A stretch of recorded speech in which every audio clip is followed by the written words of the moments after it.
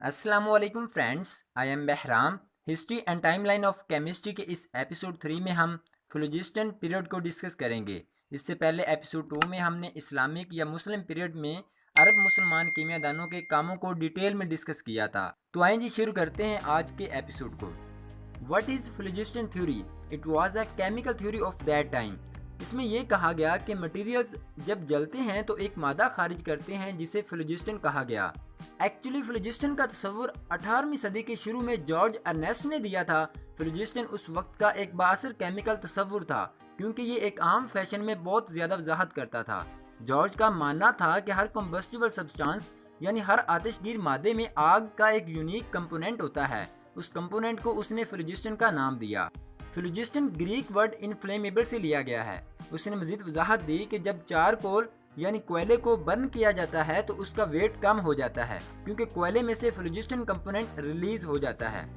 मगर इस थ्योरी के साथ एक मसला था, वो ये था कि जब मेटल्स को हवा में हीट किया गया तो नतीजे में जो कैलिक्स या मेटेलिक ऑक्साइड हासिल हुआ उसका वजन ओरिजिनल मेटल से ज्यादा था। अब ये तो फिलोजिस्टन थ्योरी के अगेंस्ट जा रहा था क्योंकि तवक्को तो ये थी कि मेटल को जब हम हीट करेंगे तो इसमें से फिलोजिस्टन रिलीज हो जाएगा और उसका वजन कम हो जाएगा, मगर ऐसा नहीं हुआ। खैर, इस थ्योरी ने काफ़ी हेल्प की उस दौर में क्योंकि इससे पहले जितने भी केमिकल्स बन रहे थे वो बेकायदा बन रहे थे। जैसे हमने इससे पिछले एपिसोड में ये देखा कि जाबिर बिन हयान ने बहुत सी केमिकल्स दरियाफ्त किए जैसे सल्फ्यूरिक एसिड, नाइट्रिक एसिड वगैरह। तो ये तमाम केमिकल्स बगैर किसी थ्योरी का सहारा लिए बन रहे थे। फिलोजिस्टन वो पहली थ्योरी थी कि जिसके जरिए फिलोजिस्ट दानों ने बताया कि जब कोई से दो सब्सटेंस कंबाइन होते हैं तो एक नया सब्सटेंस यानी प्रोडक्ट वजूद में आता है। इस थ्योरी को साइंसदानों ने इस्तेमाल किया। वो एक केमिकल या सब्सटेंस को दूसरे केमिकल या सब्सटेंस में मिक्स करते और एक नया केमिकल या सब्सटेंस बनाने की कोशिश करते और बहुत से केमिकल्स और सब्सटेंस बने भी। ओके, 1735 में जॉर्ज ब्रैंड ने कॉपर की धात में पाए जाने वाला एक डार्क ब्लू पिगमेंट का तज्जिया किया और उसने ये वजाहत दी कि इस पिगमेंट में एक नया एलिमेंट मौजूद है जिसका नाम बाद में कोबाल्ट रखा गया। 1754 में जोसेफ ब्लैक ने कार्बन डाइऑक्साइड को अलग किया जिसका नाम उसने फिक्स्ड एयर रखा।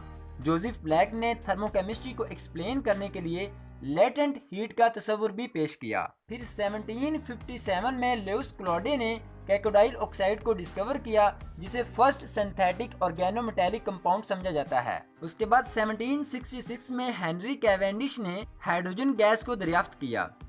उसके बाद 1773 से लेकर 74 के दरमियान जोसेफ प्रेजली ने आजादाना तौर पर एक गैस को अलग कर दिया जिसका नाम उसने डीफ्लोजिस्टेड एयर रखा और इसकी प्रॉपर्टीज को भी एक्सप्लेन किया। बाद में एंटोनी लुवाइजे ने इस एयर का नाम ऑक्सीजन रखा। दरअसल जोसेफ प्रेजली ने अपने तजुर्बात में मेटेलिक ऑक्साइड को हीट करके एक गैस इकट्ठी की जिसने बड़े जोरों शोर से कम्बस्टिबल प्रोसेस को सपोर्ट किया। इस गैस में उसने मोमबत्ती रखी तो वो पूरी तरह से जल गई। उसने इस गैस का नाम प्योर एयर रखा। उसने ये भी ऑब्जर्व किया कि इस गैस से रेस्पिरेशन यानी सांस लेने के अमल में भी इजाफा होता है। बाद में एंटोनी लुवाइजे ने इसका नाम ऑक्सीजन रखा। ओके, तो नेक्स्ट एपिसोड में हम इंशाल्लाह मॉडर्न पीरियड को डिटेल में डिस्कस करेंगे।